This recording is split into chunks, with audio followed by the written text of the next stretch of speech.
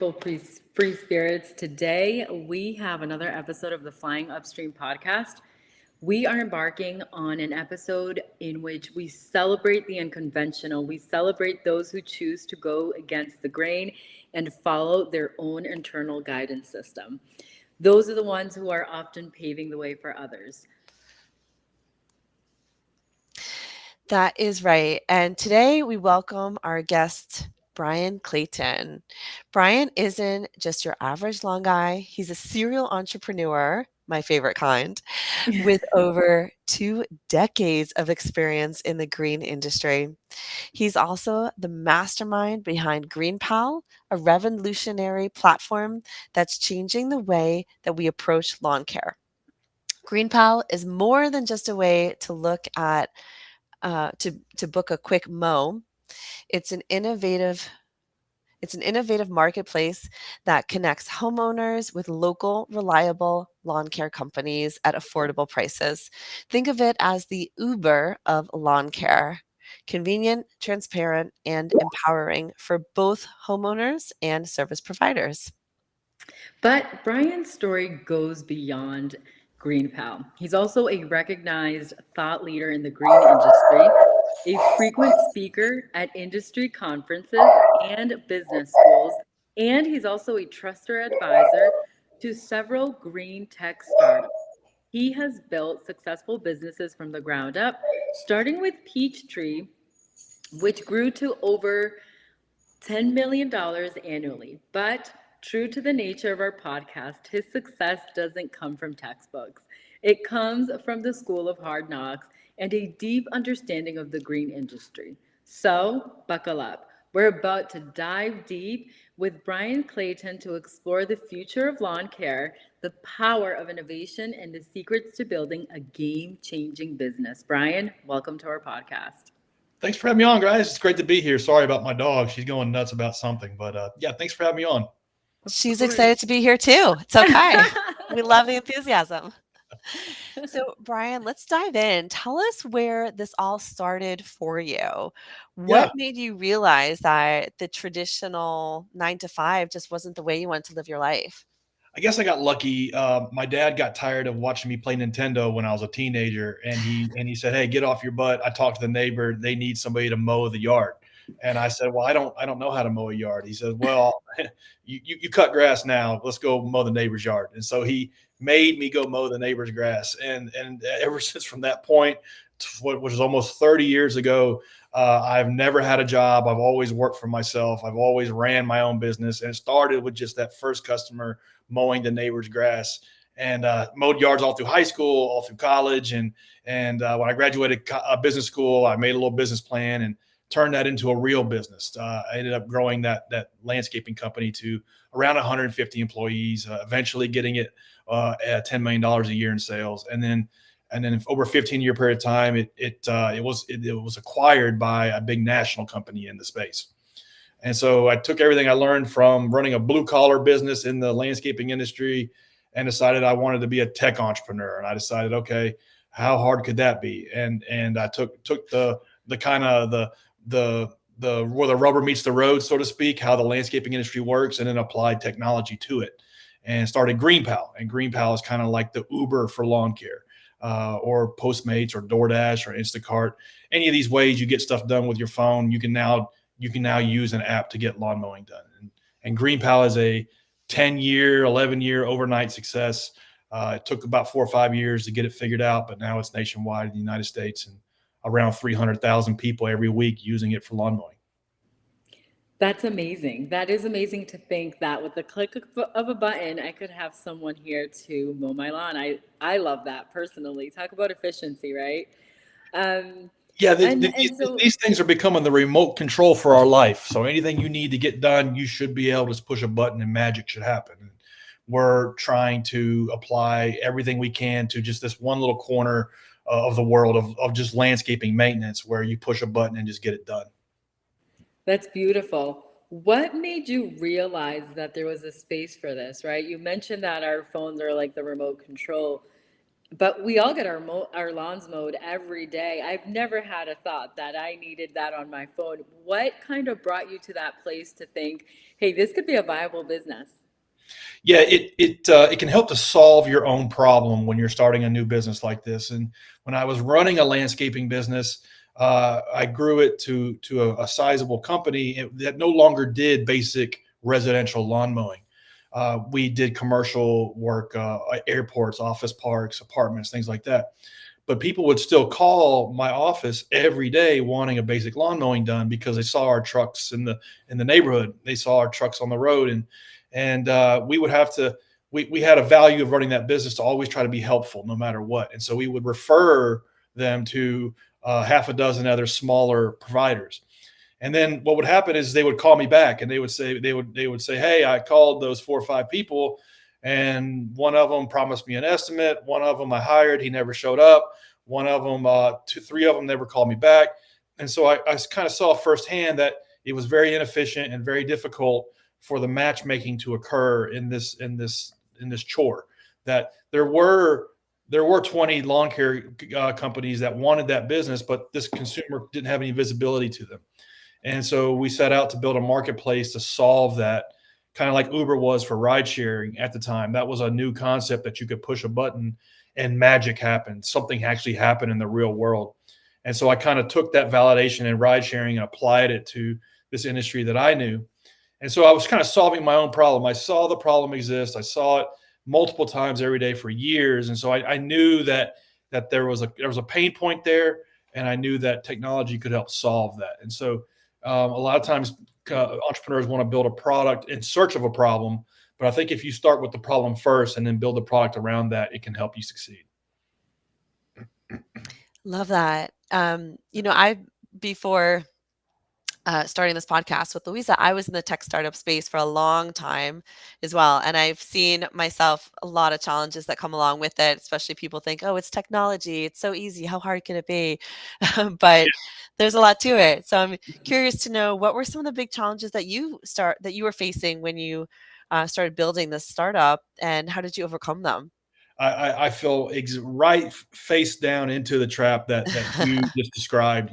You think you're building a mobile app and a technology platform, and you are, but you think that's the important thing, and you think that you can just sit behind the laptop and kind of will your way to success. And it hit me, I guess, the second month after we launched the first version of the app, that damn, I was in the lawn mowing business all over again. Like it was didn't matter how good our technology was.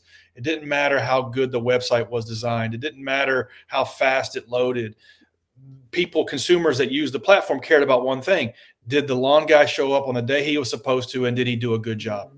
And so it really didn't matter how good the technology was. And if you think about it, that's kind of obvious, but it wasn't obvious to me until I experienced it.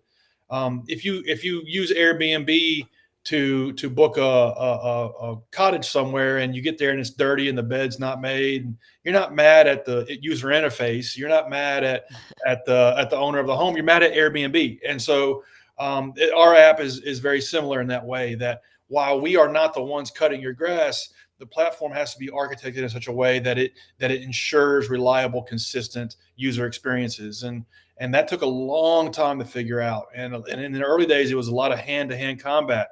It was spreadsheets, phone calls, emails, text messages. It was kind of like we were behind the curtain at Wizard of Oz style, doing all of the work, and just had like a real clean user interface that seemed magical. And it took years, but we would just layer in the systems and processes to kind of automate all of the things that weren't working well or were going wrong. And we just kind of did that iteratively until we ended up with something that works smoothly. That's amazing. That's really amazing because we don't see that, like we've mentioned, right? All of that happens in the background. And for you, you had already built a personal brand, like you had already built a business that was already quite big, that you had sold. And so when you mentioned that who the customer gets mad at is not the guy who either showed up and did a bad job or didn't show up. They're getting mad at the app. They're getting mad at GreenPal, for example. How were you able to use your personal branding and your past entrepreneurial successes to kind of help you navigate through that to get you to be successful? Really, really good question. So for me, we had like several problems we had to solve at one time. So we had to attract an early set of service providers onto the platform that were good, who would show up when they were supposed to, that would submit a price quote when they got the opportunity, that would use the interface that we had built. And then we had to attract consumers at the same time. It's kind of like a chicken and egg problem, all at a local level. And so you have to solve like those three problems: the local aspect of it, the buyers and sellers, all together at the same time. And so I had a little bit of a personal brand in the landscaping industry, because we started off in Nashville, Tennessee, where I'm from, and I had just built and sold like one of the larger landscaping companies in the state of Tennessee. And so if you made a living in the landscaping industry in Nashville, you knew who I was in that very small kind of subset of like of a subculture, if you will. And so I could call these guys and gals off of Craigslist or Yelp or Facebook that mowed yards for a living, and pitch them on the idea that, hey, I had this company, I sold it, I'm building this other company. I just need you to get in the trenches with me, so to speak, and use this app. Although it was terrible, the first version of the app was horrible. We were embarrassed by it. We needed like around 100 service providers to use it on a consistent basis. And so I was able to leverage kind of my track record and get the discretionary effort, if you will, from this early adopting set of service providers, because they knew who I was. Now, on the consumer side, nobody knew who I was. I didn't have any personal brand with consumers. We had to market to them in the same way that I really marketed my first business, with SEO, with paid search, with social, with flyers, with email marketing. All of these ways we would try to attract consumers to the platform. But I was able to leverage the personal brand with the supplier base, because we kind of ignored them for the first 2 years. We built something that was really clunky, hard to use, and just focused on the consumer side, perfecting that. And then I was able to kind of hand crank the vendor side until we got back around to building for them. Wow, sounds like you have really been through all of it. It's a full What contact sport. Yeah, what an amazing journey. I'm curious to know about the community side of it. So I think you mentioned earlier that um, there's a bit of a sense of a community. So between the homeowners, the lawn care professionals, what has that journey been like? Yeah, it's important to build a platform and a community around that platform, that where the users of it help grow it through sharing their experiences, through wanting to invite other people into the platform, because it's just easier to do business inside of the system than outside. So in the early days, there was no community, because if 100 people used it, 97 of them were pissed off at us. And so we had to flip that, and if 100 people used it, 99 were happy. And that took like 4 or 5 years. So we didn't even worry about community until we had a user experience that was consistent, reliable, that people were happy to use the tools that we were building on both the buyers and sellers side. And then once we started noticing people sticking around and people coming back season after season, and an important thing, we noticed lawn care services inviting their customers into their GreenPal account. We then began to focus on, okay, how do we build a community around this, where we create little levers inside of the user experience, where let's say a vendor completes their 10th lawn, they get a badge and they get to share that out to social media. Or let's say a consumer has used it, and this is their second or third year, we send them a coupon for a 20% off of reseeding their yard, if they share it out social media, things like that, where we bake into the user experience, spread the word about GreenPal, invite your friends in, invite your colleagues in, and help build kind of the fortress around the platform. It took a while to figure that out, but it started off with, okay, if 100 people use it, 99 of them are happy and want to tell their friends about it. And then let's build a community around that. And then And then outside of the product, we heavily invest in a community on the vendor side around our Facebook group. We have thousands of these guys and gals that use the platform to make a living, and then they come into the Facebook group and they share their experiences. Hey, because of GreenPal, I was able to buy, this is a big one, buy a riding lawnmower. I'm not having to push mow all day long. I can ride.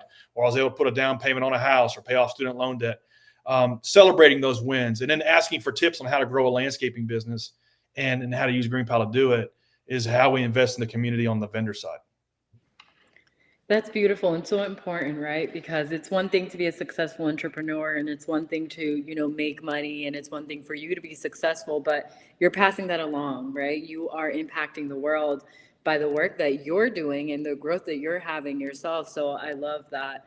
Um, I'd love to know also, how do you see the future of work evolving, particularly in the gig economy and the service-based industries? Yeah, it's a weird time, and we're going to look back on this last year, maybe even last couple of years, and the next couple of years that are coming. Is there's going to be a big shift into service-based jobs, craft type jobs, artisan type jobs, because a lot of this white collar stuff is going to get automated away. And I think in the next 5 years or less, you're going to see plumbers make more per year than lawyers, and you'll probably see house cleaners make more per year than tax accountants. And so because a lot of these kind of like knowledge base type of jobs are all going to like, just, there's going to be a big like gap. There's going to be the top elite 1%, and then everything else is going to go to AI.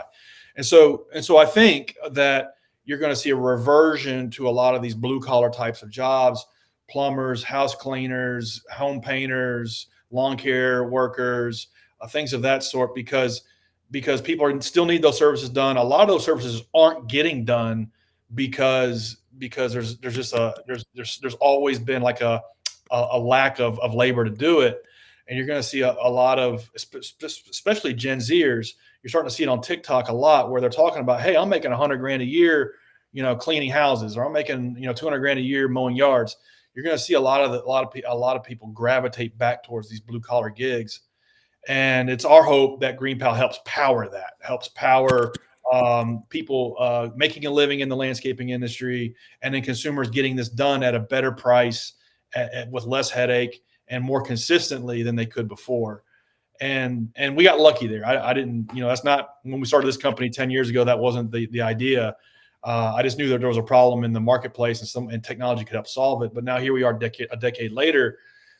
We've got this new thing called AI that is gonna make a lot of these white collar jobs go away. It's fascinating. I am curious to see how AI actually plays out, for sure. It's gonna be interesting. Yeah, good thing I already left my job, so it won't impact me. Um, okay, so we're winding down now, Bryan. This has been such a fascinating episode. I'm curious to know what advice you have for aspiring entrepreneurs who want to make a positive impact in the world. Well, I think you have to have a profit motive, meaning you have to set out to start a business to make money, or else it'll never survive. So I don't want to like get away from that. But on the other hand, if you're starting a business just to make money, you'll never make it. There has to be some kind of thing that is why you're doing what you're doing, and it has to be something more than just making money. And like the way I look at it is if it wasn't for me, then what? And so the answer to that question is always my business. And so if it wasn't for me, well, then there's no way to lead this organization that runs this platform that 32,000 landscaping contractors use to make a living. So I better get a good night's sleep and really bust it tomorrow, because there's 32,000 contractors that rely on me. That number was like 10 when we first started, but it still carried the same weight. Like I had a benevolence to those small business owners that used our technology to get leads, to make money, and to pay their bills. And so even though it's 30 something thousand now, and it was 30, 10 years ago, that still carried the same weight. So you have to really kind of look at, okay, who's depending on me? Why is it important that I get out of bed in the morning and really do as good as I can on this project, and really like dial into that. And I think the way you can kind of always remind yourself of that is to get in the trenches and go see for yourself what effect you're having in the world. And for us, we require that every member of our team actually ride in a truck with one of the landscaping contractors that uses our platform for a certain number of hours per year. And it forces them to always know that, okay, this is why we're building this technology. This is why it matters. It's hard to make a living in this business. And so we're making that easier in some ways. And so to always remind yourself, okay, who am I helping? Why does it matter? Why do I get out of bed in the morning? Like, the business can be the answer to all those questions. That's beautiful. That is beautiful and very impactful. And I hope that our listeners take away from that, because I think we do all start business, most of us, because we need to make a living, right? We all have to make a living. But I think that what keeps us in business and what keeps us in entrepreneurship and what helps us to wake up every day and keep going when times get hard are those things that you mentioned, who am I helping? The why. So I want to thank you so much today for coming on. I want to congratulate you on all of your success with GreenPal, and I am sure that I will be downloading that app myself right after this, and I Awesome. hope that our listeners do too. Thank you for being on with us today, Bryan. I really enjoyed it. Thank you so much for having me on. It was a great conversation. Of course. Thanks, everyone. If you enjoyed this episode, please take a moment to like, follow, and share our podcast with your friends and community. Your support helps us amplify these important voices and foster a more inclusive dialogue. Until next time, stay curious and keep flying.